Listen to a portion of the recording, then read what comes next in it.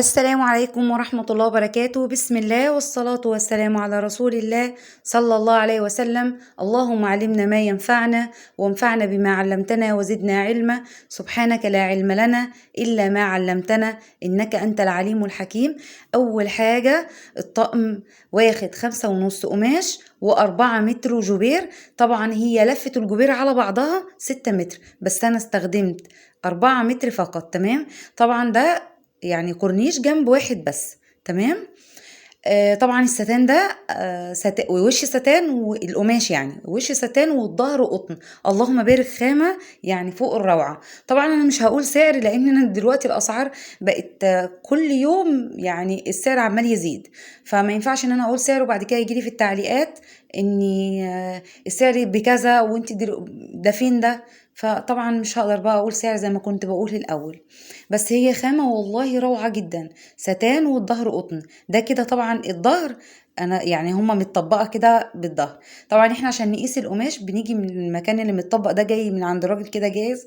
لو حضرتك يعني لسه مبتدئه هتقيسي 2.25 متر ماشي، او 220 سنتي وتروحي قصه. ده كده قرص السرير. تمام. نيجي بقى للكورنيش. طبعا احنا كده دي الملاية خلاص طبقناها. نيجي بقى الكورنيش 30 سنتي و30 سنتي، يعني بنقص 60 سنتي وبعد كده بنقص 30 سنتي و30 سنتي عشان خاطر بنوصلهم ببعض. تمام. برضو من نفس المكان اللي متطبق. تمام.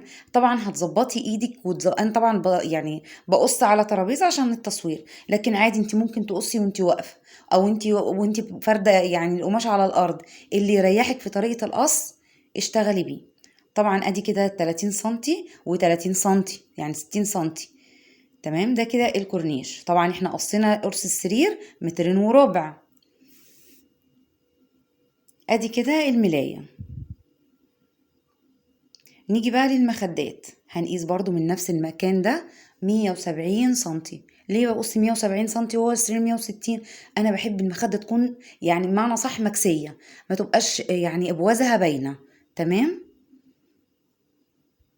ادي كده 170 سنتي واقصها. طبعا انا كده قصيتها.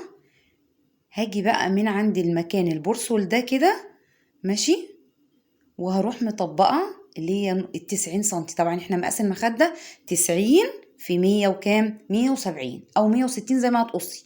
فانا قست دلوقتي كده 45 سنتي واروح مطبقة علشان خاطر المخدة. طبعا دي تطبيقة المخدة. نيجي بقى من الجزء اللي من جوه ده.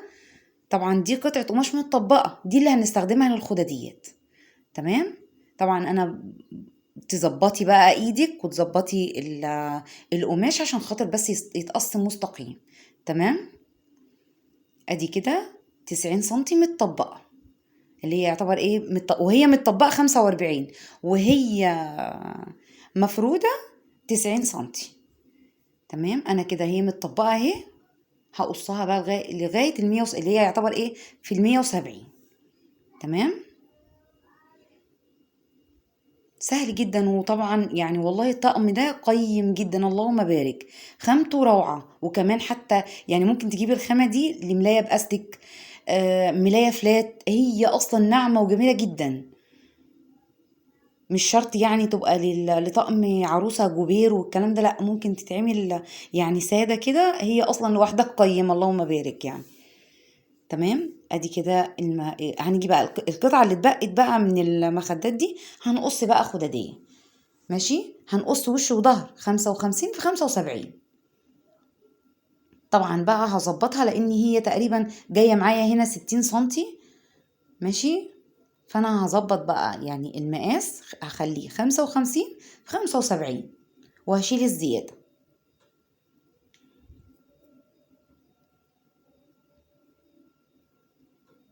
سهل جدا اللهم بارك والله. يعني استعيني بالله لو ما تخافيش، يعني لو انت لسه مبتدئة ما تخافيش، اشتغلي استعيني بالله وابدأي وقصي. يعني انا بنات كتيرة بتكلمني بيقولوا احنا بنخاف نقص، بنخاف يعني يبتدوا يشتغلوا. لا ما تخافيش، اشتغلي.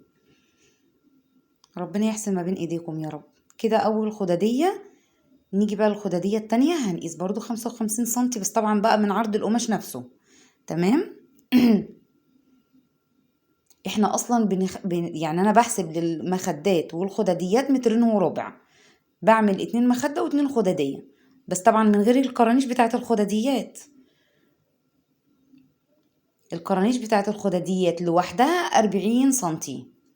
تمام. انا كده هنا بقص بس الخددية التانية، هقول لكم القرانيش ازاي دلوقتي، بس نخلص بس ايه الخددية التانية عشان خاطر بس ماشيين واحدة واحدة. تمام.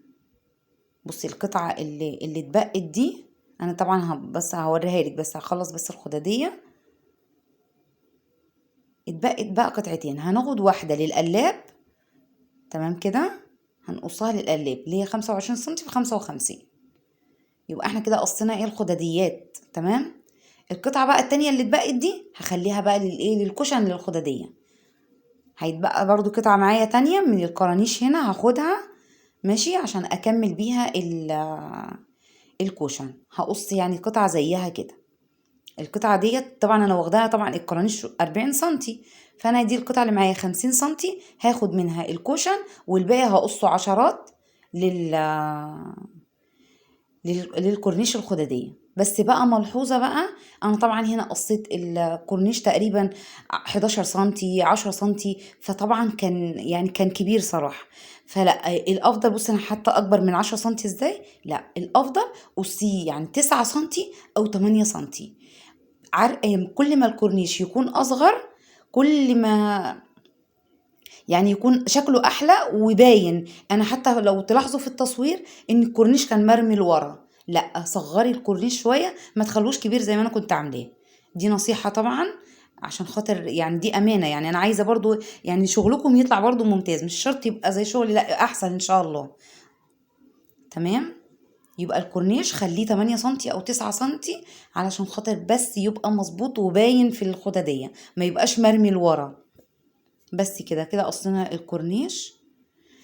يا رب أكون قدرت أفيدكم ولو بالقليل. دمتم طيبين وبخير، والسلام عليكم ورحمة الله وبركاته.